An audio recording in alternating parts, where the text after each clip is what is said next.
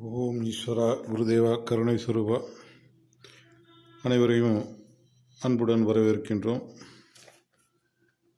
எல்லாரும் கொஞ்சம் சப்ஸ்கிரைப் பண்ணிங்க, லைக் பண்ணுங்க, ஷேர் பண்ணுங்க, கமெண்ட்ஸில் உங்களுடைய கருத்துக்களை பதிவு செய்யுங்கள். உள்ள போகலாம். ஓம் ஈஸ்வரா குருதேவா.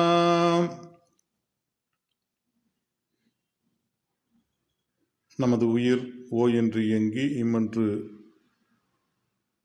ஜீவன் பெறுகிறது. ஈஸ்வரா என்பது நாம் புலன்கள் எதை கவர்ந்து இழுக்கின்றதோ எடுக்கின்றதோ அது உருவ மத்தியில் ஈஸ்வரனாக இயங்குகின்றது. எதை ஈசித்து எடுத்தோமோ அதுவே குருவாக நின்று செயல்படுகிறது. நமது குருதேவரின் நாமமும் இதில் அடங்கியுள்ளது. ஓம் ஈஸ்வரா குருதேவா என்பது மந்திரம் அல்ல. ஓம் ஈஸ்வரா குருதேவா என்பது நமது உயிரை துடிக்கச் செய்வது, இயக்கச் செய்வது. ஓம் ஈஸ்வரா குருதேவான்னு சொன்னாலே சர்க்குரு வந்துடுவார். நாம் என்ன வேணுமோ அவர்கிட்ட உயிரான ஈசன்ட்ட கேட்கலாம். கடவுள் தான் நம்முடைய பரிணாமத்தில் இன்னைக்கு மனிதனாக வந்திருக்கோம் இல்லையா? அதுதான். சரி, அன்பு தாய்மார்களே, சகோதர சகோதரிகளே, நண்பர்களே, மகான்களே, தவசிகளே, யோகிகளே, தியான விளையன்பர்களே, உலக மக்களே, அனைவரையும் மனம் மொழி மெய்யால் வணங்குகின்றேன். இப்பொழுது நாம் முருக தத்துவத்தை, முருகன் தத்துவங்களை பார்த்து கொண்டிருக்கின்றோம். சைவ சித்தாந்தத்தினுடைய தன்மைகளில் சிவக்குடும்பம் என்ற நிலையில் சிவன், பார்வதி, விநாயகர், முருகர் என்ற நிலை அங்கு உருவானாலும் இதை நமக்கு மிகவும் மிக அற்புதமாக உலகம் முழுவதற்கும் எடுத்து கொடுத்தவர் நமது மாமகரிஷி போகமா மகரிஷி அவர்கள் தான். இதனுடைய தன்மைகளே ரொம்ப அற்புதமாக கொடுத்துருக்கார். அவருடைய பணி மிகப்பெரிய அளப்பரிய பணி. ஏன்னு கேட்டிங்கன்னா, ஒரு உடலில் நோய் இருக்குன்னு சொன்னால் அந்த நோயை எவ்வாறு, ஏன்னா தமிழகத்தில் தமிழ்நாட்டில் இந்த சித்த வைத்தியத்தினுடைய தன்மைகள் எவ்வாறு வளர்ந்தது, ஆயுர்வேதம் எவ்வாறு வளர்ந்தது, இதெல்லாம் எப்படி வளர்ந்துருக்கு அப்படின்னு சொன்னால் போகமா மகரிஷியுடைய பெரும்பங்கு அளப்பரியது. ஏன்னா போகமா மகரிஷியுடைய தாய் தந்தையர் குடும்பத்தாரை விஷம் கொண்ட பாம்பு தீண்ட போகும்பொழுது எல்லாரையும் தீண்டிடுது. இவர் அனாதையாக இருக்கார். அப்போ தான் என்னன்னு கேட்டிங்கன்னா, இவர் காளிங்கநாதர் அப்படிங்கிறத குருவாக ஏற்று அதனுடைய தன்மைகளில் இவர் எல்லாத்தையும் எப்படி அந்த நிலைகளை, விஷத்தை முறிப்பது, எவ்வாறு அதை மாற்றுவதுங்கிற நிலையில் தான் அடுத்தடுத்த நிலைகளை பார்க்குறாரு. அப்படி ஒவ்வொரு தாவர இனத்தையும் போகித்து அதனுடைய தன்மைகளை அறிந்து உணர்ந்து அந்த நோயை நீக்குவதனால் அவருக்கு போகமா மகரிஷி என்று பெயர்பட்டது. அந்த போகமா மகரிஷி தான் நவபாஷானம், நவக்கோள்களில் உள்ள ஒவ்வொரு கோள்களில் உள்ள விஷத்தை எல்லாம் இந்த விஷமெல்லாம் இந்த பூமியில் இருக்குது. ஒவ்வொரு கோளுடைய சத்தம், எல்லா கோளுடைய சத்தம் எல்லாத்தையும் அந்த நவபாஷாணத்துடைய தன்மைகளில் தான் முருகக் கடவுளை பழனியம்பதியில் அவர் ஸ்தாபித்தார். அப்படி ஸ்தாபித்த நிலைகள் என்னன்னு கேட்டிங்கன்னா, கீழேருந்து நம்ம மேலே போகிறோம், முருகான்ட்டு போயிட்டு இருக்கவுள்ள அந்த உணர்வுகள் எல்லாம் என்னன்னு கேட்டிங்கன்னா, ஏக்க உணர்வில் நம்ம இங்கேருந்து எதையோ வேண்டிக்கிட்டு போயிட்டுருப்போம். எதை வேண்டிக்கிட்டு போயிட்டுருப்போங்கிறது அவங்கவுங்களுக்கு தான் தெரியும். அப்போ வேண்டுதலுடைய தன்மைகளில் யாராலையும் முடியாததை கடவுளால் தர முடியும் அப்படிங்கிற நிலையில் தான் அப்போ அங்கே போகிறோம். அப்போ போகல என்னன்னு கேட்டிங்கன்னா, அங்கேருந்து அந்த நவபாஷான சிலையிலிருந்து வெளிப்படக்கூடிய மனமும் இந்த உடல்லேருந்து வெளிப்படக்கூடிய மனமும் அந்த நவபாஷான சிலை முருகர் சிலையுடைய தன்மை அந்த அத்வைதத்தில் காற்று மண்டலத்தில் அந்த உணர்வுகள் இருக்குது. செய்து வைத்த உணர்வு, ப்ராசஸ் பண்ணி வச்ச உணர்வுகள் மகிழ்ச்சிகள், போகமா மகிழ்ச்சிகள், அகத்தியமா மகரிஷியும் போகமா மகரிஷியும் பண்ணி வச்ச எல்லா மகரிஷிகளும் செய்து வைத்த அந்த ப்ராசஸ் இருக்குது. அதை நுகரும் பொழுது அந்த முருகனை பார்க்கும் பொழுது, பார்த்து வேண்டும் பொழுது என்ன செய்து இவர்களுக்குள் சென்று என்னென்ன இவர்களில் உள்ள நோய் நீங்குது. ஆஸ்மா என்னென்ன நோயோ அந்த நோய் தன்மைகள் குறையுது, அந்த நிலை மாறுது. இப்போ இதெல்லாம் அப்போ முருகன் கோயிலுக்கு நம்ம பழனி முருகன் கோயிலுக்கு போகக்குள்ள மட்டும் ஏன் இப்படி ஒரு நோயின்னு சொன்னாலே அது நீக்கக்கூடிய இடம், பிரதான இடம் நமக்கு பழனி எம்பதி. பழனி அப்போடைய தன்மை மற்ற நிலைகள் எல்லாம் நடக்கும், சகல சௌபாக்கியமும் கிடைக்கும். இருந்த பொழுதிலும் அந்த நிலைகளில் பெரும்பகுதி என்னன்னு கேட்டால் அந்த நோயை நீக்கிறதுக்கு அங்கே உள்ள நிலைகள் மிக அற்புதமாக உள்ளது. நாம் எங்கே இருந்தாலும் ஒரு வாட்டி போய் பார்த்தா போதும், மறுபடியும் அதே இடத்த நினச்சி அந்த நினைவு கொண்டு வந்து நம்ம ஆத்மார்த்தமாகவே பிரார்த்தனை பண்ணிக்கலாம். சரிங்களா? அந்த அளவுக்கு போகமா மரிசி அங்கே பண்ணி வச்சுருக்காங்க. சரி, ரைட்டு, உள்ளுக்குள்ளே போவோம். ரைட்டு, அதாவது முருகன் ஆலயத்துக்கு நாம் போகிறோம் அப்படின்னு சொன்னால் நம்முடைய எண்ணங்களை நாம் முதல்ல சீரமைச்சுக்கணும்.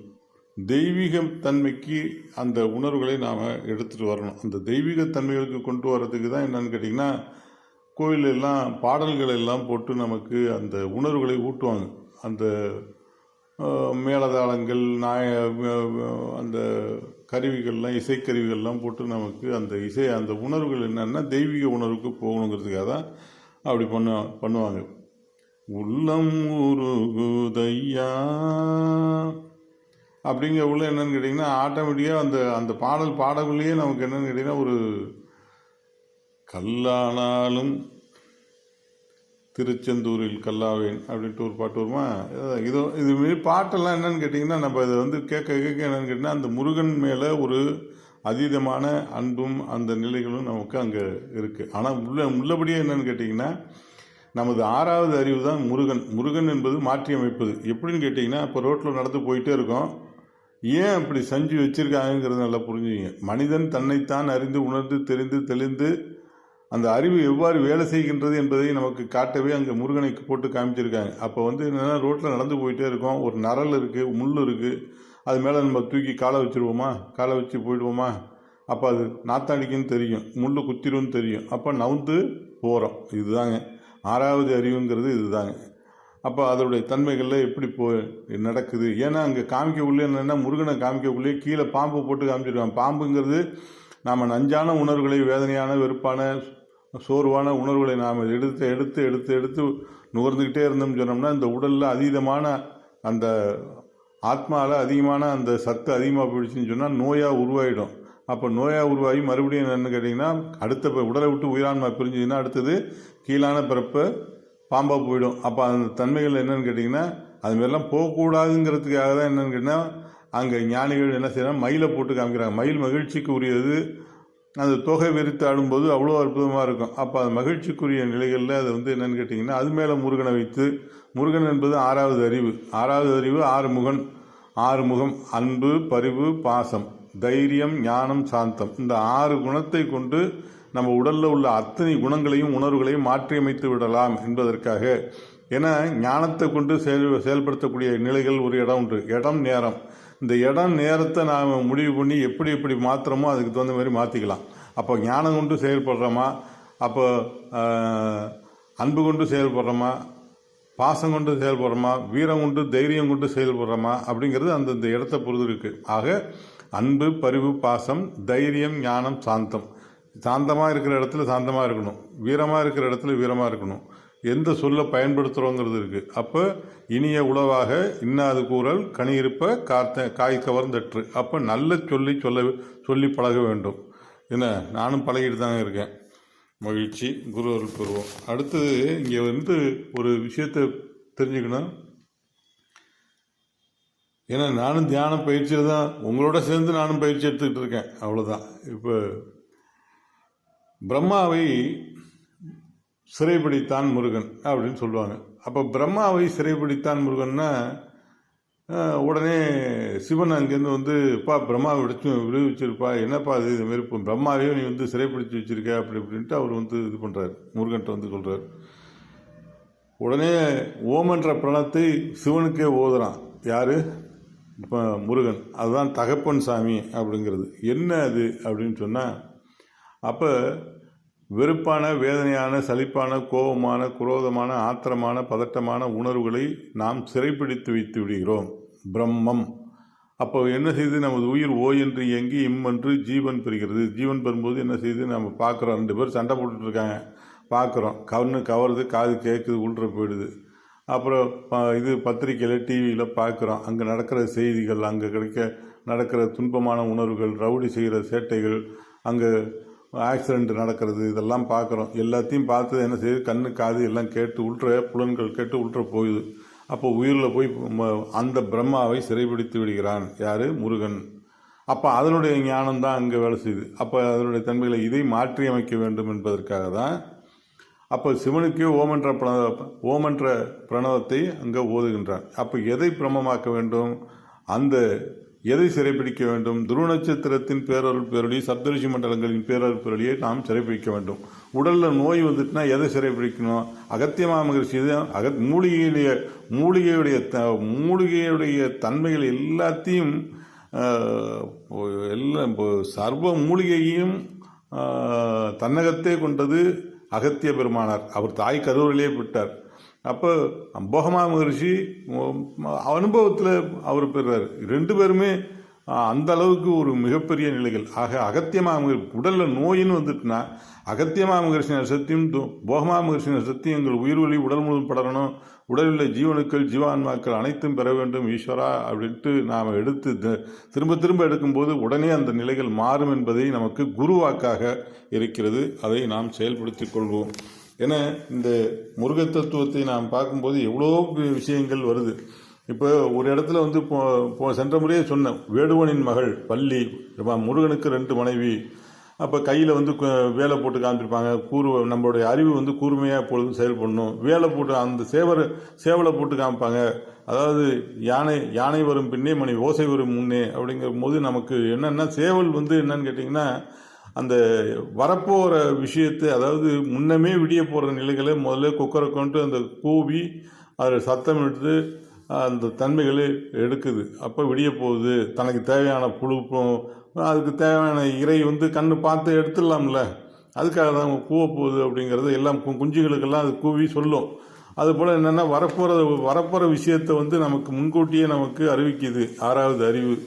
அப்போ என்ன வரப்போகுது, இதனால் இந்த நிலைகள் வரும், இதனால் இந்த நிலைகள் உருவாகும் அப்படிங்கிறத நமக்கு முன்கூட்டியே உணர்த்தும் நமது 6வது அறிவு. இதுதான் மெய்ஞானம், மெய்ப்பொருள் காண்பது அப்படின்ட்டு நாம் சொல்கிறோம். மெய்ப்பொருள் காண்பது என்ன என்பதுனா என்னன்னு கேட்டால் அதுவே சொல்லணும், நமக்கு எல்லாருமே நம்ம உணர்வோம்.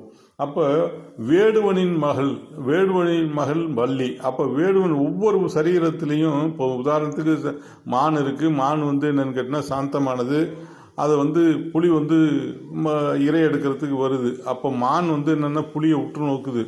இப்போ என்னென்னா மானுடைய அந்த உணர்வு என்னன்னு கேட்டிங்கன்னா அந்த பயத்தின் உச்சபட்ச பயத்தோடு அது இருக்குது. ஆனால் அதோடைய கண்களை பார்க்குது, அதோடைய உணர்வுகளை பார்க்குது, உள்ற போய் அது என்னென்னா அந்த மான் புலியாக பிறக்கக்கூடிய விந்த அந்த பரிணாமத்தில் அடுத்தது என்னன்னு கேட்டிங்கன்னா அது மான் வந்து புலியாக பிறக்கக்கூடிய தன்மைகள் நடக்குது. இது வந்து என்னென்னா வேடுவனின் மகள். அதாவது வேடுவன்னா வேட்டைக்காரனுடைய தன்மைகளில் தான் ஒவ்வொரு நிலைகளையும், ஒவ்வொரு உடலையும், ஒவ்வொரு பரிணாமத்தினுடைய தன்மைகளில் ஒவ்வொரு நிலைகளையும் நாம் வேட்டையாடி தான் நல்லதை பெற்று இன்று மனிதனாக உருவாகி இருக்கிறோம் என்பது தான் இதனுடைய தத்துவத்தின் தன்மைகள் நமக்கு உணர்த்தப்படுகிறது. என்ன அப்போ வள்ளி தெய்வயான, எதை தெய்வயானதுனா வலிமை மிக்க சக்தியானது. எதை நாம் வலிமையாக வச்சிருக்கோமோ அதுவே தெய்வமாக நின்று நமக்குள்ள செயல்படுது. கோபத்தை அதிகமான வலிமையாக வச்சுருந்தோம்னா அதுதான் நமக்குள்ள நின்று செயல்படும். ஏன்னா பயத்தை அதிகமாக நம்மள்கிட்ட வச்சுருந்தோம்னா அதுதான் முன்னாடி நின்று அதுதான் செயல்படும். அப்போ நல்ல விஷயங்கள் என்னன்னு கேட்டிங்கன்னா, நல்ல ஒரே சோர்வாக இருக்கா, ஒரு 20-50 ஆத்மஹத்தியை பண்ணிக்கிட்டோம்னா உடனே அந்த நிலைகள் மாறும். எப்படி மாறுதுங்கிறத நீங்கள் தான் உணரணும். இதை தான் திருப்பி திருப்பி சொல்கிறேன். நீங்கள் என்னென்னு கேட்டிங்கன்னா, கந்தசஷ்டி கவசத்தை நம்ம பாடும்போது எப்படி இருக்குது, அந்த கந்தசஷ்டி கவசத்தை சொல்லும்போது எப்படி இருக்குது, பாராயணம் பண்ணும்போது எப்படி இருக்குது. அப்போ அது என்னென்னு கேட்டிங்கன்னா, அது ஒரு ஐயா அதை ஏற்றிருக்காங்க. அப்போ தேவரா அது இப்போ அந்த நிலைகள் அவங்க ஏற்றி அதோட தன்மைகளை வச்சுருக்காங்க. இப்போ நம்ம அதை பாடும்போது அந்த உணர்வுகள் அதுக்குள்ளே போகுது. இப்போ நான் இதுக்கெல்லாம் இந்த பூமி தோன்றிய காலத்தில் உள்ள தியானத்தை நம்ம சொல்லிகிட்டு இருக்கோம். இப்போ போகமாம ரிஷியுடைய தன்மைகளில் உள்ளார்ந்து சாமி கொடுத்த நிலைகளில் எடுத்து கொடுத்துட்ருக்கோம். அப்போ இந்த பிறப்பையே இந்த பிறப்பையே கரைக்கிறதுக்கு, உணர்வை கரைக்கிறதுக்கு இல்லை, உணர்வை கரைக்கிறதுக்கு கந்தசஷ்டி கவசம் சொல்கிறோம். ஆனால் உடல் உணர்வே கரைக்கிறதுக்கு, உடல் உணர்வுகளை கரைத்து பெருநிலை என்ற நிலையை அழியா ஒளி சரீரம் பெற வேண்டும் என்பதற்காக தான் நாம் இவ்வளோ பெரிய விஷயத்தை நாம் இப்போ எடுத்து பேசிகிட்டு இருக்கோம், அதோட உணர்ந்து பேசிகிட்டு இருக்கோம். அப்போ என்னன்னு கேட்டிங்கன்னா, அதுக்காக தான் அங்கே வள்ளி வலிமை மிக்க சக்தி அப்படிங்கிறத அங்கே நமக்கு போட்டு காமிக்கிறாங்க. ரைட்டு. முருகனுடைய தத்துவம் கிட்டத்தட்ட எல்லாம் நிறைவான நிலைகளில் இருக்குது. அதாவது என்னன்னு கேட்டிங்கன்னா, இப்போ நம்ம இதில் திருச்செந்தூரில் பார்த்தோம்னு சொன்னோம்னா எல்லாத்தையும் நாம் சொல்லி முடிக்க முடியாது. அவ்வளோ பெரிய விஷயங்கள் ஒவ்வொரு தத்துவங்களின் நிலையில் பார்த்தோம்னு சொன்னோம்னா எவ்வளோ விஷயங்கள் இருக்குது, சொல்லிகிட்டே போயிட்டே இருக்கலாம். ரைட்டு. இந்த நிலைகளை பார்க்கலாம். சரகண பவ குகா கந்தா கடம்பா கார்த்திகேயா. சரகண பவ குகா கந்தா கடம்பா கார்த்திகேயனா என்ன?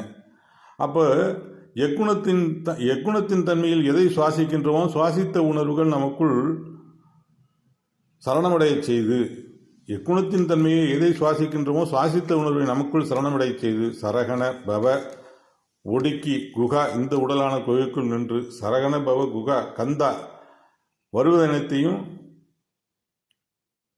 சிறு துளிகளாக்கி கடம்பா உருவாக்கி கார்த்திகேயா இணைந்ததை தெரிந்து கொள்ளும் 6வது அறிவு பெற்றது நமக்கு கார்த்திகேயா. எவ்வளோ அற்புதமாக சொல்லியிருக்காங்க பாருங்க. ஆக இந்த தத்துவ நிலைகள் எல்லாம் நாம் உணர்ந்து, அப்போ சிறு துளிகளாக்கின்னு சொன்னால் நம்ம ஒரு விஷயம் வருதுன்னு சொன்னால் அதை என்னதுன்னா சின்னதாக்கி போடணும். ரொம்ப அப்படியே வள்ளி நெல்லப்போ அப்படின்ட்டு சின்னதாக்கிட்டோம்னு சொன்னால் ஒன்றும் இல்லை. அப்போ என்னென்னா அடுத்தது என்னென்னா நாம் அடுத்தது என்ன செய்யணுங்கிறத சிந்திக்கணும். இப்போ இந்த இடத்துல நாம் என்ன செய்யணும், என்ன ஸ்டாண்ட் எடுக்கணும், எப்படி போகணும் அப்படிங்கிற செய்யணும். அப்போ இதனுடைய தன்மைகளை தான் எல்லோருமே அப்போ அருட்செல்வத்தில் நாம் வெற்றி பெற்றாலும் சரி, வெற்றி பெறுவதற்கும் பொருட்செல்வத்தில் வெற்றி பெறுவதற்கும் நம்முடைய மனநிலைகளே எண்ண நிலைகளே நமக்கு காரணமாக இருக்குது. ஏன்னா பக்கத்தில் இப்போ சுனாமி வருது, பூகம்பம் வருதுன்னு சொன்னால் நம்ம பாட்டுக்கு தியானம் பண்ணிக்கிட்டே இருக்கணும். அது பாட்டுக்கு எல்லாம் நல்லபடியாக நடக்கணும், நல்லதாக நடக்கணும் அப்படின்ட்டு நம்ம பாட்டுக்கு அடுத்து செயல்பாடு ஒரு பக்கமாக இருக்கணும், தியான எண்ணங்கள் அந்த நிலைகள்லாம் ஓடிக்கிட்டே இருக்கணும். இந்த மாரி ஒரு நிலைகளை நமக்கு சாமி தந்தருளி உள்ளார்கள். அதை சிக்கனம் பிடித்து கொள்ள வேண்டும் என்பதற்காக தான் இவ்வளோ பெரிய நிலைகள் கொடுத்துருக்காங்க. சரி, அடுத்தது இதே நிலைகளில் என்னென்னு கேட்டிங்கன்னா இன்னொரு விஷயம் கொடுத்துருக்காங்க. அருள்ஞான சக்கரத்தில் சரகண சாமி சொன்ன நிலைகளில் சரகண பவ அப்படிங்கிறது என்ன சொல்லியிருக்காங்கன்னு பார்ப்போம். கொஞ்சம் நிறுத்தி தான் பொறுமையாக தான் பார்க்கணும் இதை. அப்போ என்னது மணியாயிட்டா? ஓம் ஈஸ்வரா குருதேவா கருணை ஸ்வரூபா. புழுவிலிருந்து மனிதனாக உடல் பெறும் வரை சரகண பவருக்கு விளக்கம் பார்த்துட்டு இருக்கோம். புழுவிலிருந்து மனிதனாக உடல் பெறும் வரை ஒவ்வொரு உடலிலும் தன்னை காத்து கொள்ளும் உணர்வை சுவாசித்து அதில் சேர்த்து கொண்ட வினையான ஆற்றல்கள் பரிணாம வளர்ச்சிகள் பெற்று மனிதனாக உருவம் பெற்று செய்த உணர்வுகள் எதையும் அடக்கவல்ல, எதையும் உருவாக்கவல்ல உணர்வை அழகுபடுத்தி உயிரான ஒளியுடன் ஒளியான சரீரத்தை உருவரச் செய்வது 6வது அறிவின் நிலை. இப்படிங்கிறத சாமி அங்கே அருள்ஞான சக்கரத்தில் கொடுக்குறாங்க. ஆக ஒவ்வொரு நிலைகளையும் நாம் கோயிலுக்கு போகிறோம், விரதம்லாம் இருக்கும், சஷ்டி விரதம் இருக்கும், கார்த்திகை விரதம் இருக்கும். அப்போ விரதம்ங்கிறது என்ன? அப்போ நல்ல அந்த வீரியமான, அதாவது உற்சாகமான தெய்வீகமான உணர்வு தான் வீரியம். விரதம்ங்கிறது சாப்பிடாமல் இருக்கிறதெல்லாம் விரதம் இல்லை. அப்போ அதையே எண்ணத்தால் அதே உணர்வோட வீரியமாக நிற்கணும், அதுதான் விரதம். ரதம்ங்கிறது இந்த உடல். சரி, ஓகே. குரு அருளை பெறுவோம், அருள் வழியில் செல்வோம், மெய்ப்பொருள் காண்போம், மெய்ப்பொருள் அடைவோம். இந்த அளவில் நாம் இந்த முருகன் தத்துவத்தை நிறைவு செய்து கொள்வோம். இன்னும் சொல்லிகிட்டே போகலாம், நிறைய இருக்குது. ஆக கோயிலுக்கு போனோம்னா, முருகன் கோயிலுக்கு போனோம்னா இந்த தெய்வத்தை அருளி அந்த மகரிஷி சக்தியை, அந்த போகமா மகரிஷி சக்தியை நாம் பெறுவோம் என்று சொல்லி நிறைவு பண்ணிக்கலாம். ஓம் ஈஸ்வரா குருதேவா.